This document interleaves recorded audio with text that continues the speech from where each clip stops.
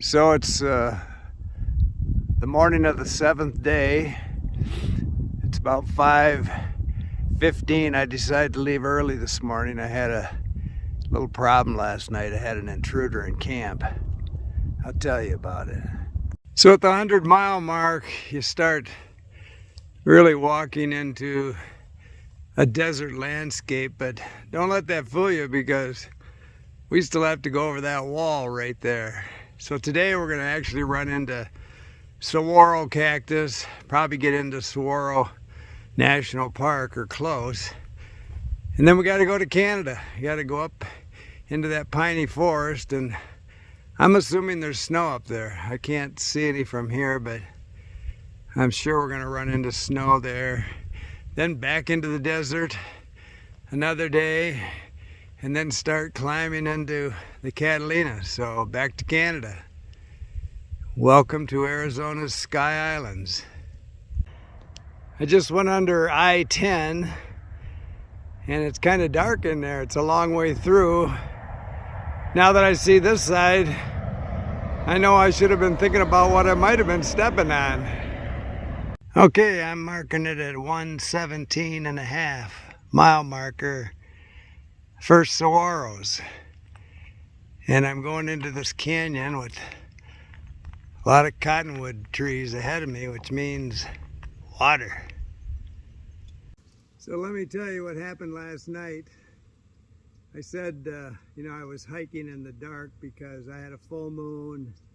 I don't really like to sleep in the valley. It's colder. I like to sleep up on the ridge, and it's hard to find campsites up on the ridge sometime, but I did find this little fjord in the trail that made a big hairpin turn, and in that little saddle there I found a spot back in the cactus and just a postage stamp size for my tent. Of course, I'm setting up. I've got a torch on, my headlamp.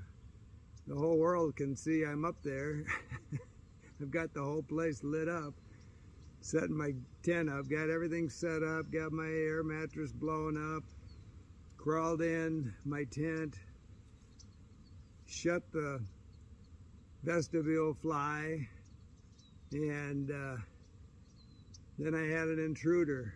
And a weapon I don't talk about very much that I carry in times like this. I'm glad I've got it, and it's not just the Arizona trail. It's happened on a lot of other trails for me. They didn't issue me one of these in the Marine Corps, but I carry one now, and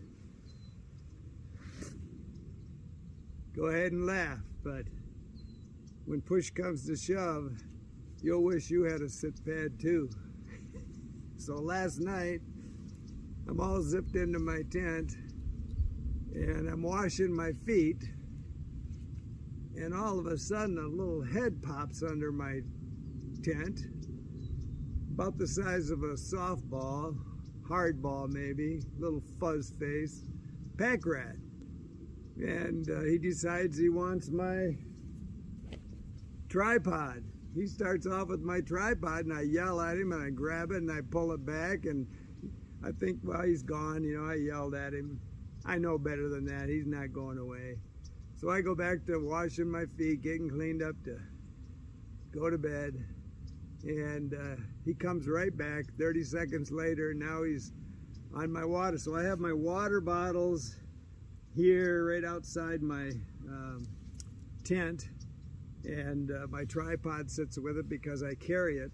So I carry them together. When I get up in the morning, everything's organized. When I get my water bottles, I get the tripod. Anyway, he just comes right in, and I'm shocked because my wife and I, live in a motorhome most of the time, and we're out here all winter long.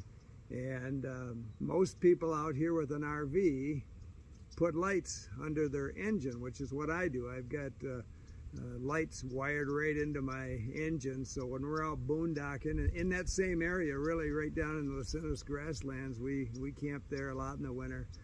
Lots of wildlife and pack rats. So they're not supposed to like lights, so I've got LEDs all underneath my engine because they chew your wires. It's an expensive little problem. Anyway, obviously that doesn't work because I've got my headlamp on. My tent's lit up like an operating room, and he doesn't care. He comes in and jumps on my water bottles, and he's trying to figure out how to chew them. That plastic, he can't get any purchase there. And so I nailed him good. Figure that'll take care of him, and off he went. And now, again, with impunity, he just comes back and he's searching around in my vestibule like, hey, what do you have, Dick? Anything you don't need? And then I get him 3 times and he's gone. But I know I'm going to have a problem all night long, so I go to bed. Actually, I went out and I undid the ties on the ends of my tent to make my tent really loose, because there was a slight breeze, and I thought just that flapping tent, he'll think, you know, I'm not going in there. That looks too dangerous. And, you know, I've had some sleep, but not a lot. And I would hear him chewing once in a while, and I'd slap at him.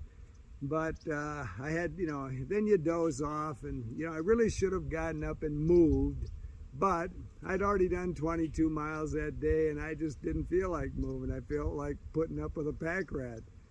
So I get up this morning about 4:30, he's chewing, and I decide to check things out, and my ground cloth looks like Swiss cheese.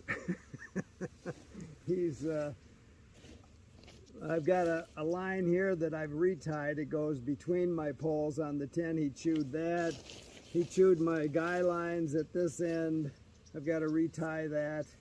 But really, my ground cloth saved me. You know, another reason to carry a ground cloth, I guess. I can replace this 1443R Tyvek, you know, for 20 bucks.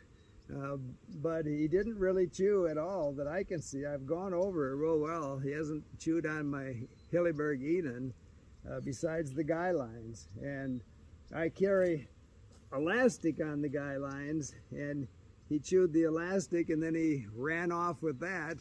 And the only damage that I think might be on there that I really can't tell is when he cut my guy line, my tent fell into a prickly pear cactus, and it was stuck there this morning. So there definitely are some little needle holes in it, but other than that, I survived. But I just got up at 4:30 this morning, decided, you know what, I'll walk in the dark for a couple hours again and just get away from him.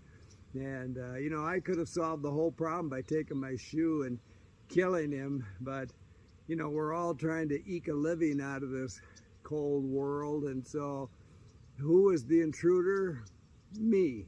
I was in his neighborhood. So anyway, you're going to run into those kind of things all the time if you're through hiking. You never know where you're going to stop and who lives there. Keep smiling.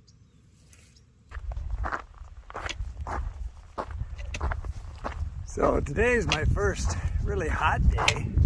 Yesterday, water was a problem, and I did end up drinking that cow water for breakfast that I pumped last night out of that pond. But then at Sarita Road Trailhead this morning, I found plenty of water to resupply. And then I just went through that creek back there in that canyon, and I had plenty of water. So today's a good day for water. First umbrella day though.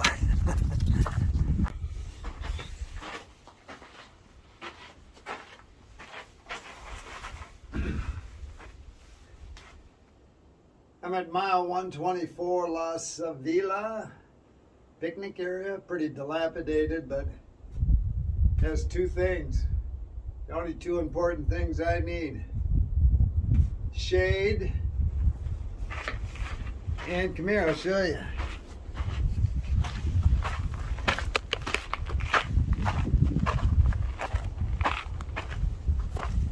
Give the bees a little something to drink there. Ice cold water. That's all I need.